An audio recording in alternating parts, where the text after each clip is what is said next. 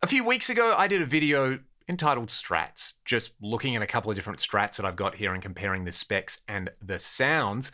In that video, I made the claim that if you walked up to the average person on the street and said, "What does an electric guitar look like?" they would probably think of a Fender Stratocaster. Now, I think if you walked up to the average guitar player and said, "What does an electric guitar look like?" they might say something a bit more like a Gibson Les Paul. So in the same style, we're just going to have a look at a couple of different Les Pauls. I think everybody deep down loves a good Les Paul, and if you think you don't love Les Pauls, you just haven't played the right one yet. Trust me, I started out really being into Strats, but once I played a Les Paul that I vibed with, the sound, the playability, the shorter scale length, the twin humbuckers, sometimes. I mean, this guitar doesn't have twin humbuckers on it, and we'll take a look at some that don't have any humbuckers on there as well. And also just the aesthetic, they still have this, I guess, desirability and this idea of them being premium instruments that are aspirational compared to maybe, say, the more like workingman-like Fenders out there. And I mean, when you look at the price of a brand new Les Paul now, it is pretty astronomical. But we're going to take a look at a couple that I've got here. I've customized a lot of them to my taste. It's funny, with Strats, I think Strats are a lot easier to mod, and most people normally mod their Strats, but I've kind of gone the other way where most of my Strats are mostly stock, but most of my Les Pauls have been heavily tweaked. So let's get straight into it. First up is this 2002 Les Paul Standard Premium Plus. The first thing that jumps out at you is this incredible flame top on here. This is not a custom shop guitar, it's a production run guitar.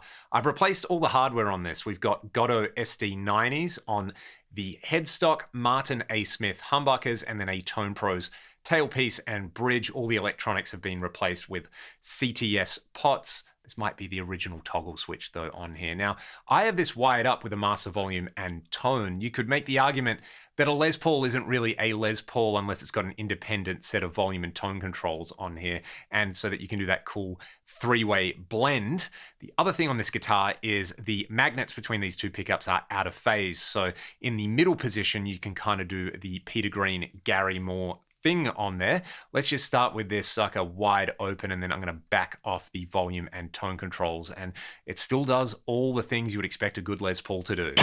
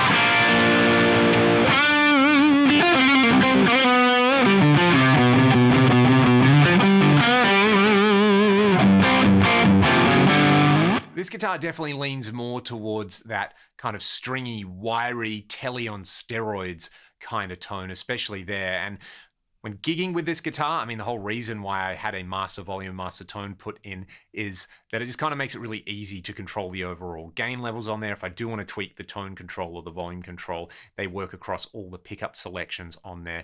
The in-between position on here, the kind of out of phase sounds, are really quite weak sounding compared to the other two, but if you do want to do that kind of nasal clean blues, then when you do clean the guitar up, you get this.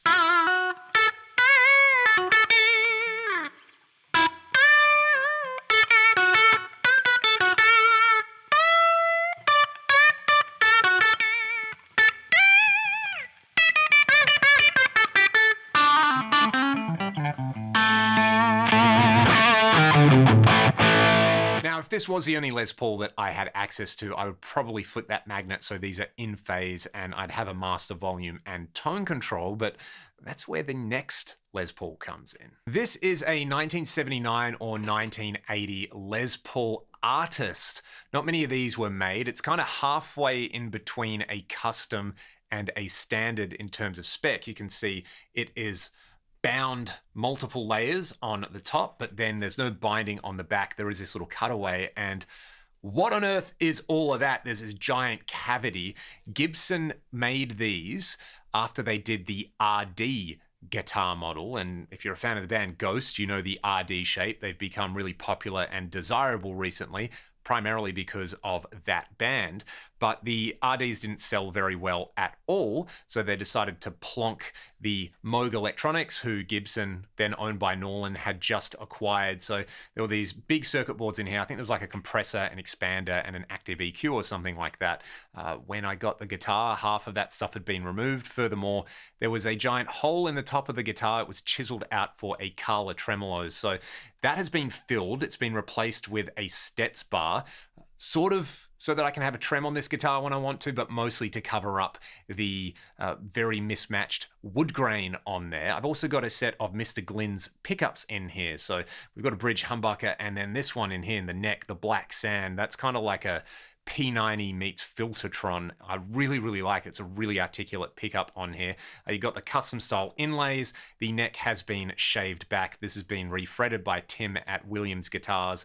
And when you kind of look at the LP on there, I like to tell myself that says LT. So let's hear this one wide open on both pickups. Then I'll play around with cleaning it up. One quirk on this guitar, that's not the volume control, that's the tone control. And this is the volume control. So we get this.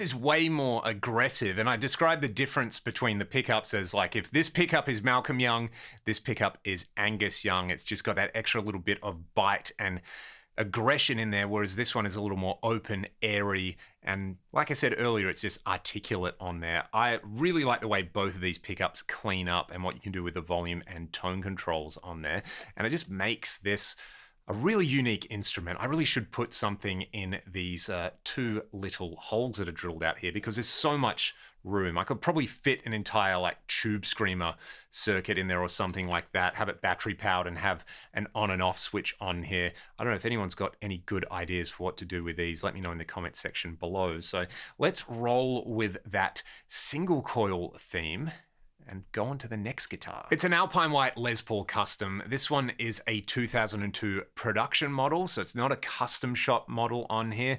Alpine White Les Pauls are just gorgeous. This one has kind of been Gretchified. It's got a different switch tip on here like you get on a Gretsch, but then it's got some TV Jones humbucker-sized P90s in here. I haven't changed the pots in here either, so it's a very bright, wiry sounding guitar plugged in, which kind of offsets the fact that it's kind of a dark sounding guitar on here. I will say as well, the build quality on this one isn't great. Like, there is a noticeable gap between the paint and the binding on here. There's just lots of like inconsistencies. I don't know if you can see that, but it's like the binding has sunk in there. There is a whole bunch of kind of gunk and just mess around the join there. And then I think the worst part, I don't know if you can even see this, but the binding is really sunk around here with the wood. It's so noticeable that it sticks out on here. But it's an Alpine White Les Paul Custom. I grew up idolizing Randy Rhoads and Zakk Wylde, and it just kind of hits the spot. But tonally, it's got a lot of surprises.